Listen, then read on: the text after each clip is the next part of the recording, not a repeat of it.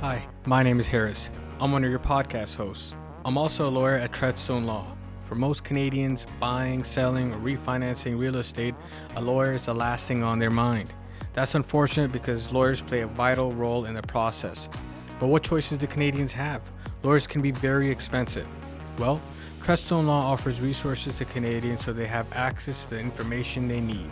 Whether you sign up for a live workshop or a mailing list, we cover topics to help you make informed decisions and avoid costly mistakes. It's advice you can start using today, and best of all, it's free.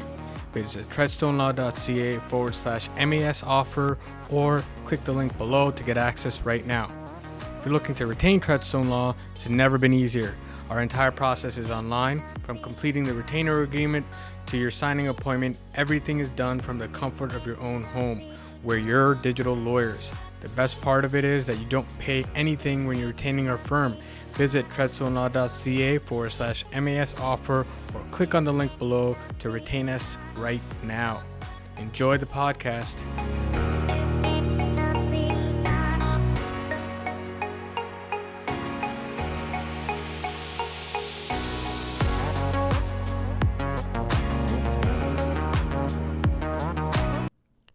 Welcome to another podcast episode of Hustle and Grit. Today, we have Deren Hasip return to our podcast. We had a wonderful conversation last year. Had to bring him back. Deren is the co-founder of Mortgage Scout, a very successful mortgage brokerage out of Toronto. Welcome to the podcast, Deren. Thanks, Harris. Good to be back. You know what? It's a pleasure to have you. Last year we spoke, it was it the Q1 or beginning of Q2? Right. So we were on the cusp of something very unexpected, unforeseen, I think, for anyone in the industry. I think it's hard to believe January, February, where we were still in lockdown. Nobody remembers that anymore, but January, February, we were still in lockdown. We were at the tail end of a 2-year lockdown. And it's hard to remember that, even though, you know what, like I remember now, if you look back at it, you're going through malls with masks on and there's only 3 people in the mall. But now it's a whole new world, right? Can I get your opinion on, did you have any expectation or any kind of understanding what to expect from, I would say, March, April of 2022 to December 2022? You know what? It's funny because I went back and listened to the recording. You know, whenever anybody asks you to do a prediction on rates where you think they're going, you give your best, most educated opinion on where you think things are going to go. And you know what? I take a lot of time, in assessing these factors and listening to people way smarter than me. So, it's funny when you look at, where things were at the end of Q1 at the beginning of the year, where, you've got economists like Benjamin Tal, arguably one of the most quoted economists with CIBC World Markets, saying, hey, by the way, by the end of the year, the most we're going to see rates going up by is three-quarter point intervals, at best 75 basis points. And now you're looking back and literally 4% increase. Beginning of the year, we're at 2.45. We start this year at 6.45. Oh, man. That's a 400 basis point or 4% increase. Nobody could have predicted that, right? A lot of extenuating circumstances. Beginning of the year when you came into 2022, there was no war. Yep. To compound, the issues with, COVID and lockdown.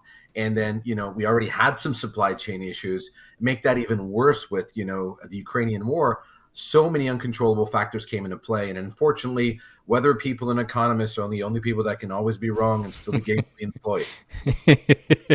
Well said. Well said. You know what? The thing is in my podcast, I definitely asked you a lot of crystal ball questions. But the reason I do it is it's a saying that at least my father kind of stuck me with was a stupid person, even when they're right, they're wrong, and a smart person, even when they're wrong, they're right. Because and I say this I could have said it, worded it a little bit better, but stupid as in like somebody who's not well informed, right? Like if they get it right, they're working off of just a guess, and a guess is a guess, and you're not really you don't understand the mechanics of what's happening. And Right. whereas somebody like from sitting where you are, understanding what your clients are doing, what the banks are doing, having the experience that you have, and over economic cycles, you have a different perspective, a different outlook than anybody else would. So even if somebody in that position doesn't get something right, they still understand the mechanics of what's Right. going on, right? Right. Well, So and it's yeah, funny because you labeled my podcast, borrow variable, pay like it's fixed, which was the yeah, advice at the time. yeah, And the whole point of that advice was, hey, listen, like the world will change, payments will go up, cost of financing will increase. yeah, If you want to be smart by taking advantage of the low rates, take the low rate, but pay like it's the rates have gone up. So that's the fundamental advice, the premise and foundation behind the advice. So, people who listened, I think, would have been benefactors. And I'm really glad I said that, to be honest with you, because it's just, you look back and go, you know what? Anybody who didn't listen is obviously yeah. now behind the ball. Yeah, no, I mean, that advice, I think, for those who did listen, you're bringing down your principal. And I've seen a lot of people around myself too, friends and family, not just clients, right? Who you bring down your principal and you are getting ready to tighten your belt with everything else, just because you have to put your money where it matters most and then everything else. And so for a lot of people, it was shock. A lot of times it's not just shock because you can't afford it. It's Right. shock because we're used to 0.99%, which is unprecedented, right? And so Right. if you move to like 6, you're like, oh my God, there's a sticker shock that it takes some time for people to kind of digest. So I think that's the Exactly. biggest issue. So Yeah, yeah, and you know what? The other thing that people weren't cognizant of, or really didn't understand the differences between, an ARM and a VRM, right? mm, So, you had some clients that, were happy to take, they would just use the word variable mortgage rate interchangeably, not knowing the difference between something that adjusts as rates go up versus something that, creates potentially negative amortization as payments increase because you have a fixed more monthly mortgage payment. So, new things that no one ever really talked about before, things like target rate and target date, all of a sudden started coming into play. And things that no one's ever had to really deal with now all of a sudden are becoming topical. And, oh my goodness, what's going yeah, to happen if I yeah, don't adjust my payment? Where am I going with this? yeah, yeah. So the conversation and the narrative completely changed because we saw something that happened that's never happened before. Yeah. So I mean, you said ARM and VRM. Now, even though I myself were in the last leg of the real estate industry with these mortgages, I still don't understand what ARM and VRM are. And actually, to be honest, I got exposed to what you're saying this year. I had no idea what it was, but not even this year. Maybe in the past 2 3 months, did we kind of begin to understand the difference between that? Could you explain just quickly for the listeners, and I'm sure there's tons of them that don't understand the difference between ARM, VRM. A lot of people, I feel like, were like, you know what, my payment has gone up, so they feel like nothing's changed. When things may have changed, you just don't know what has changed. And a lot of people don't understand why the payment went up or why there's a lump sum that the bank's asking for. There's a lot. So if you could just quickly go through ARM and VRM for my listeners who don't understand what the difference is between the two. Yeah, for sure, for sure. So, I mean, there's two types of variable rate products in the market today, and unfortunately, clients don't know the difference. So they just call everything variable and they kind of run with it. Mm, But there are fundamental differences in these types of mortgages. So, an adjustable rate mortgage is a variable rate mortgage. However, the payment is adjusted with the rate. So there are several, institutions in the Canadian market today that will give you a variable rate mortgage. However, as the rates increase, the actual payment will increase with it to keep pace with the change. So, mhm, for all of those customers today that are dealing with that sticker shock factor, and I was just speaking with somebody yesterday where they talked about their mortgage payment was $4,000 at the beginning of the year last year. And by the end of this year, by the end of the year in 2022, their payment was $6,000. All a mhm, byproduct mm, of mm, an adjustable rate mortgage. So essentially what happens is to make sure that you don't end up with a negative amortization. So negative amortization means you're going to take longer than you originally amortized your mortgage to pay off that loan. mm, So if your original amortization was 25 years, what'll happen is, you're because you are making a payment that is a fixed amount. As rate goes up, interest increases, and less money goes towards your principal. So So the finishing on the ARM, an adjustable rate mortgage, is a mortgage where it is pegged to prime. And as the rates increase, so does your monthly payment. So for the customers that are that type of a product, the pros is that you'll always stay on track to pay your mortgage off based on your original amortization period. But the cons are that you're going to keep pace with the increases. So as rates go up, your payment will increase as well.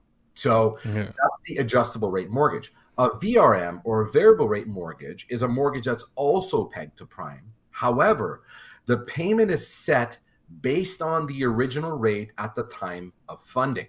So your original rate at the time of funding, for argument's sake, was 1.50 in spring of last year, but you know full well that the rates have gone up by 4% from spring of last year till now. That same mortgage could be sitting at 1.454%, 5.45. That's a substantial increase. So essentially what happens is, with those variable rate mortgages, because the payment is set at a flat amount. So let's just say in the earlier example, we talked about that customer who had $4,000 worth of payments. That $4,000 worth of payment is a combination of interest that's accrued on the principal and a component that goes towards your principal. However, as the rate increases, less money goes towards your principal and more money goes towards the interest, right? So as you can see, that particular client, their payment went up by $2,000. So that's because they were in an adjustable rate mortgage. If that client had been in a variable rate mortgage, the payment would have been the same, but $2,000 less was going towards their principal and more is accruing. So what happens with those customers is that all of a sudden, because less money is going to the principal, more money is accruing in interest, it's going to take you longer to pay that mortgage off. The benefit in that kind of a solution is that you don't have to worry about immediately being affected by rate increases. However, the downside of it is, in the long run, you're going to have a problem because it's going to take you way longer to pay that mortgage off. So something that's never happened before, because we've never seen this many increases happen in such a short window of time, there are things called like trigger rates and trigger dates. So trigger rate basically is where the effective amount that you're paying no longer covers the total amount of interest. So no money is going towards your principal. So if in the earlier example we talked about that individual that was paying $4,000 a month, if that $4,000 wasn't enough to cover just the interest, you've now gone beyond the amount where you've essentially hit your trigger rate. And the lender would then contact you and say, we need to do something about this. You either increase your payments to keep pace, or we look at maybe converting your mortgage. So there's a lot of different options available for those customers. But if they're sitting back idly not doing anything, going back to kind of what we talked about last year, which was, if you're only building your budget based on that minimum payment, and these rates have gone up significantly, you want to talk about sticker shock, that's going to be a very scary position to be in. So for the advice, a year ago was borrow variable, but pay like it's fixed. Because essentially what you would have been doing is, when the rate was low, you were putting a lot more money towards your principal, really taking advantage of that low rate and aggressively paying off your principal on the front end. So you would have essentially compensated for some of the back end rate increases by keeping pace and paying things off. Does that make sense? No, 100%. Makes sense. And I encourage any listeners who want more information on this, because this is a very important detail that people do not understand. And like you said, a lot of people, they just think they're in a variable mortgage. It doesn't really matter like what the details are. And a lot of people did like them because their rates were so attractive prior to the rate increases. But there's a lot of the devil's in the details, as they say. And if any of my listeners, again, if you want to reach out to Deren or his team, I'm going to have his contact information on the side or below, because this is something that you definitely need to plan. Like you said, you got to plan what's going to happen. Now, my question then is, what do you recommend, an ARM or a VRM? What is your kind of perspective? And I know that it's not a one size fits all, but what's your kind of opinion behind the types of things that people should be thinking as they kind of decide whether they should pick one over the other? I I really think it depends on the individual and their circumstances, right? Like an ARM can be ideal for somebody maybe who's variably compensated. So somebody who makes bonuses maybe quarterly or on a monthly basis. And so somebody who's commissioned perhaps. So what they're looking to do is they're taking advantage of the lowest possible monthly payment. So they're gonna go VRM because they want that low payment based on today's rates, but they're gonna take advantage of features, right? Features such as prepayment features or double up on your payment or payment increases. Because for someone who may not have that steady stream, but maybe has intervals where they earn maybe significant sums, maybe somebody who is seasonal, right? A seasonal worker could be a perfect example of this. So, when it's low, they're not making a ton of money. So they want that lowest possible payment. But, they make hay when the sun shines. So when they hit kind of the peaks of their earnings cycle, whether that's quarterly or semi-annual or whatever the case may be, they're taking advantage of those higher earning months and they're prepaying their principal, right? So for someone that's in that type of a situation, a VRM, a variable rate mortgage where the payment stays low is kind of ideal.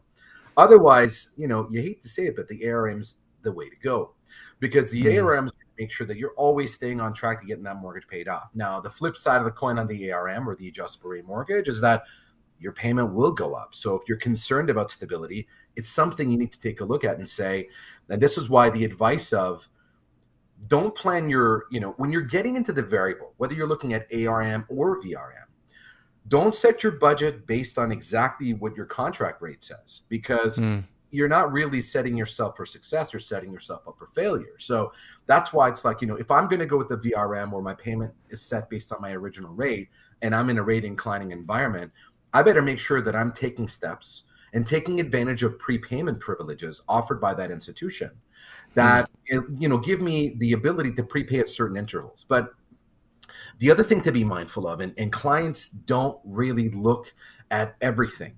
If it's like buying a car, you don't buy a car because of its max speed. You're going to buy a car because of features, right? I could have two cars that go, super fast. I could have an American muscle car that's got 360, horsepower, and I can have, a finely engineered German machine that also goes, 360 horsepower. But the difference boils back down to the features. That's what's going to define the user experience. It's the same thing as a mortgage, right? There are variable rate mortgages in today's market, right? Whether it's ARM or VRM, where optically they may look exactly the same, right? They may have the same rate. However, one institution may give you the ability to prepay your mortgage many times with as little as $100. Some institutions only let you make one prepayment, maybe it's equal to the other institution, where you can do it, say for argument's sake, it was 15% a year or 20% a year. So optically, you might have two institutions where this institution gives me 20% prepayment privilege and this institution gives me 20% prepayment privilege. However, if one lender lets me do many times with as little as $100 and the other lender lets me do it once a year on the anniversary date only, which is more practical?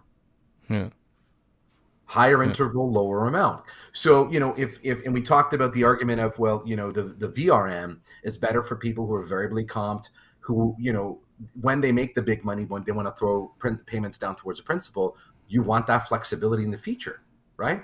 So although optically the rate may be identical between the institutions, the feature is going to make one way more practical than the other. Right? So that's something to be sort of mindful of. And so, those are the circumstances where the VRM can be ideal for you. On the ARM side, the rates are going to go up. And if the rates are going to go up and a payment is set based on today's rate, but your budget permits that you can actually pay more. So, let's say your payment was $3,800 according to the lender. But your budget permits, you said, hey, I've got slack up to $4,200. We'll make $4,200 worth of payments. Because that additional $400 today is going to get applied to principal. That's $400 less dollars of principal accruing interest. So, it's not one shoe fits. You really need to look at the individual, their circumstances, their budget restrictions, and the benefits of the features. Because we've had circumstances where we've paired customers with the right lender and the right features that may have been marginally higher in rate, but the features that enabled, that customer made it a better solution.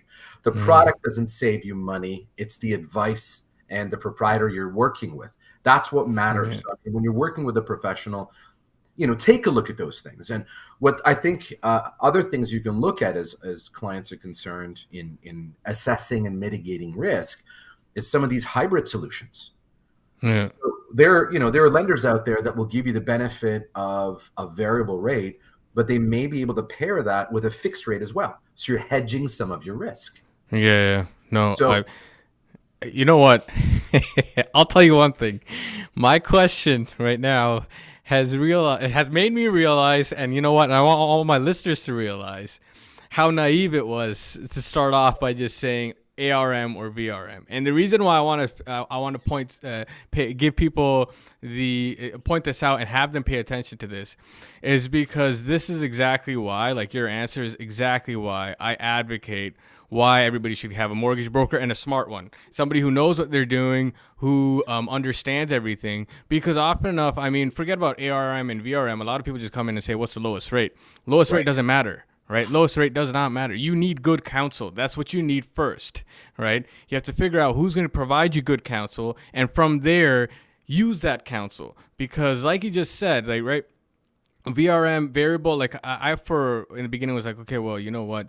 As I'm asking you that question, I'll be frank with you. I'm like, okay, variable, why it kind of looks bad because your amortization can run to 100 years or whatever it is, the VRM end of it. But then you're like, well, there's other features to it that you could use. So which is why I highly, highly advise my listeners and anybody, you need to have a broker on your side, because I feel like, and I love banks, but banks don't answer these questions as much as the brokers do. And like I always say, a good broker is going to be there in 5 years when you go to renew your mortgage.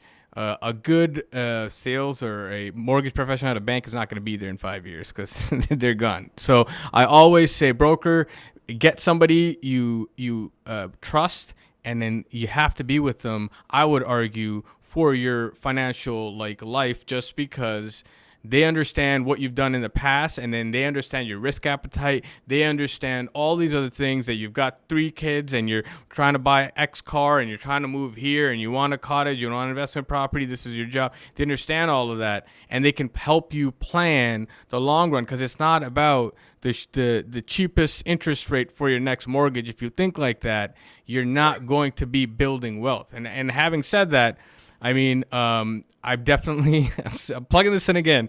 So Deren's information is going to be on the side or below for anybody who wants to reach out. But this is why I say you should not be looking at, like, when the banks say, oh my God, 0.99%. Like, there's the devil's in the details, and you need somebody on your side who understands that and understands you, has to understand both to give you the best product. So having said all of that, and that information is great. You know, your answer was great. But I also I've become a little bit wiser since I first asked that question. Understand that there's a lot more to it. There's more of the iceberg under the water than what you've just kind of explained. So there's no way, there's no one size fits all. It's all about your risk appetite, how you're earning, what your goals are, and all of that. So definitely reach out to Deren if you've got any questions. Now, I want to change gears a little bit because we're in a new year, 2023. So, and here's I'm going to start off with the crystal ball question again. Where do you think rates are going this year? Where do you think we're going to be if we're having a podcast next year, right? At this time, where do you think rates are going to be at that time? Yeah. Wow. So, I know what I said last year, so I know what I'll say now. I frankly, we listen to economists. Yeah. We listen to Minister of Finance, Canadian Central Bank on where we think things are going, and frankly, a lot of what's being said to us is, hey, here's the deal. Essentially, 2023 will be the year of plateau. Could we see some additional changes? I mean, unemployment figures could come into play. And, we could see, another 25 basis point kind of interval increase, 1, maybe 2, in the next quarter to 2 quarters. Aside from that, I mean, frankly, given the number of increases that have happened, and when you listen to Tiff Macklem that talks about what he said earlier in the year versus how we finished off the year. He said, listen, we didn't move fast enough because there were just so many uncontrollable factors and circumstances that we couldn't control. Having said that, when we realized the gravity and scale of what was happening to really get ahead of inflation, we really had to do fast and heavy increases we had never done before. So I think the heavy lifting was done in 2022. And as far as 2023 is concerned, as far as increases are concerned, 25, 50 basis points, I think at best. We're sitting at 6.45. I pray to God that I'm right about this and that we're not going to be beyond 6.95% as far as the prime rate of lending is concerned. And so, and a lot of economists are saying, okay, so things will stabilize. And frankly, 2024 is going to be the year of recovery as, inflation sort of gets in line. We'll start seeing sort of rates coming back to normal and rate cutting sort of happening because, they don't want to shock Canadian consumers by, putting them in a tough situation where life is complicated enough that the cost of financing just suffocates them. So I think we're in the year of the plateau. So I think the heavy increases are behind us. We're not going to see much more. It will take time to stabilize. And, that window of time is anywhere from 18 to 24 months where we're going to start seeing that kind of rate sort of coming back down again, and that will factor into the advice and the discussion that we're having with people right now. Yeah, and you know what? Like again, as I was asking that question, I remembered how the last rate hike, everybody said there's going to be no rate hikes, but there's talks about potentially another one again beginning of this month, just because of the factors that you've just kind of explained. So. Right. Given that climate that we're going to plateau, what would you suggest? Again, I don't know if it's a crystal ball question, but it's more of an opinion question. Variable or fixed? Would you stick to variable? If let's say we're only we know for a fact that you're only going to have one more hike and then it's going to plateau. Right. Okay. For 2023, we don't know what's going to happen in 2024. May come down, may stay as it is. Would you do variable or fixed? What would you recommend?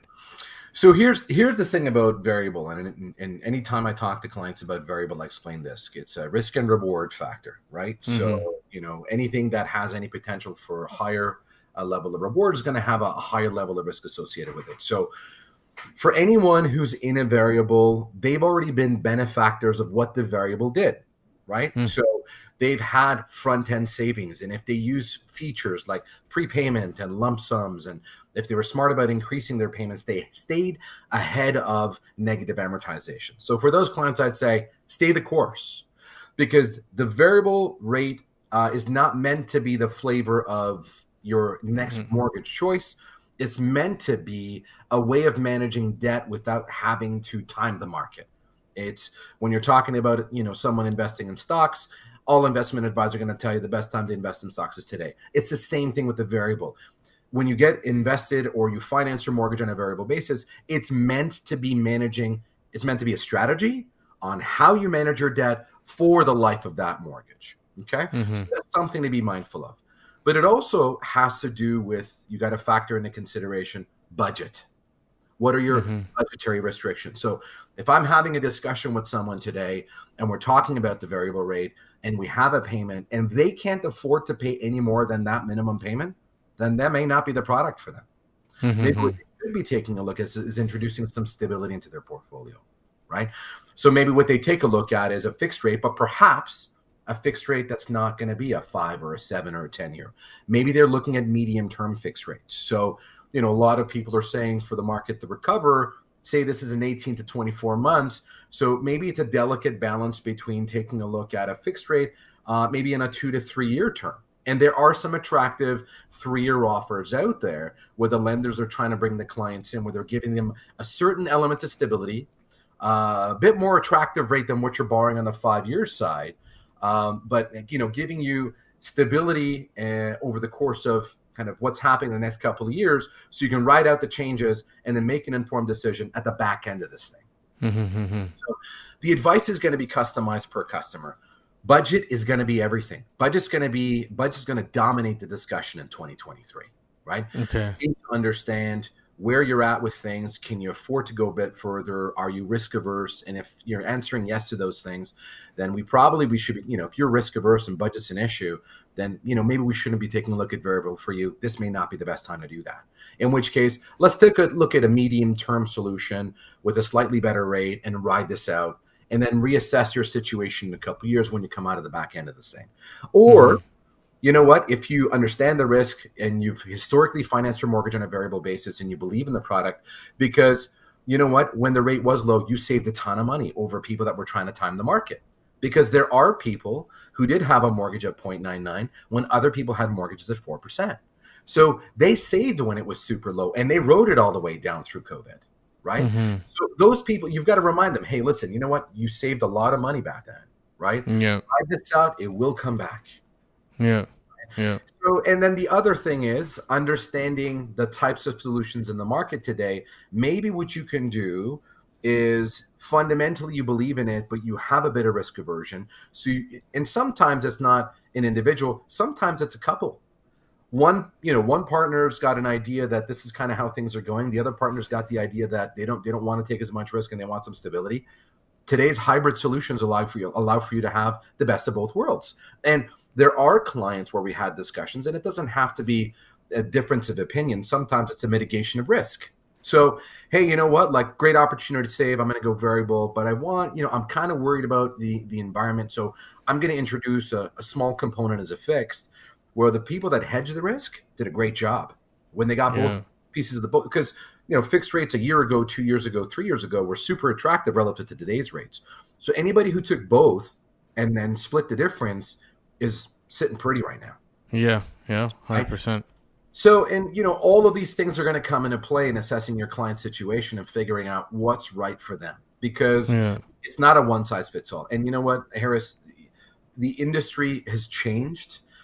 Consumers today are a heck of a lot more informed, but it's never been more important to work with someone who's impartial in their selection of lenders, who's giving you complete financial advice, right? And we came from the institutional space, but I'm going to say this to you.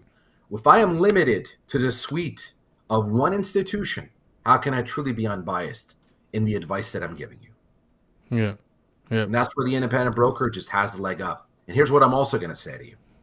If you took a 5-year fixed term, or if you took a variable rate for 5 years, you're not going to talk to that bank again in 5 years unless you pick up the phone and call. But if you're working with an independent advisor who's cognizant and mindful of the entire industry and the changes that are happening, we are not married to that institution. So if you're in a situation that's not right for you, you pick up the phone, you call that institution. Reactively, at best, they'll do a conversion for you to a fixed rate, which is a feature of most variable rate mortgages. But we've got the ability to pivot and say, hey, listen, you know what? Maybe they're giving you that as an option, but we can pivot, take you to a different institution and do this. And so that's kind of where we can have that discussion and give you more options. And that's where the independent broker, I think, has a competitive advantage and a significant advantage. And, when a customer is out there shopping, they should be looking for an advisor, not a product. Yeah. I could not agree with you more, and you, it's well said. And I'm not trying to add something to it, but a little bit. I want to say also the fact that as a broker, you're going to a bank with tens of hundreds of whatever deals a month, a year. Your negotiation, your leverage is more than me bringing my one mortgage. So, and Bill, the brokers have better relationships. They have a better understanding of everything, and they have better products. I would even say, for example, what people don't really, and I say this actually all the time, is that if you go into a bank and your shoe size is 11 and they've only got 10 or 12, what are they going to give you? They're going to give you a 12. You could wear it. Is it going to be comfortable? Right. No. Is it the right one for you? You know what? It's something that I advocate building a lifelong relationship with a broker more than anything else. This is the biggest asset that Canadians have. It is not about the lowest rate or whatever your neighbors talked about or whatever you've heard over the news, especially the fear-mongering going on. You need to be talking to somebody who eats, breathes, and sleeps mortgages, interest rates, economics, all of that. to really give you the best advice, because you want the best counsel on for Canadians. I think it's like 99% of Canadians, your biggest and maybe your only asset that will build wealth that you want to be able to leave behind for your kids or for yourself or for whatever it is. You need to have proper counsel. So I couldn't agree with you more than that. So, you know what? I appreciate all your time. I want to wrap this podcast up with one question. It's not not mortgage related. It's the car guy in me. Are you German, American, or Japanese? What's your pick? German. Awesome. All right. Thanks for joining us, and we'll catch everybody on the next podcast. Thank you for having me.